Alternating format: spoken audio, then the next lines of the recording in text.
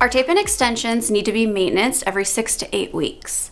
Now, to remove them, all you need to do is use our tape and remover. This is an oil-based remover. It has a spray on the top. So what you're gonna wanna do is saturate one weft at a time. The longer you leave this stuff on, the gummier it's gonna get. So you don't wanna go through and saturate the whole head. So you're just gonna saturate one weft at a time by simply spraying 2 or 3 times across.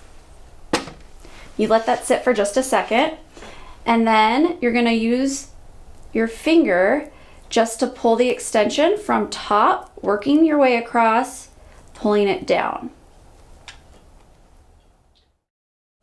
If you're having a hard time getting this off, you can just use a little bit more remover and just spray a little bit more on there.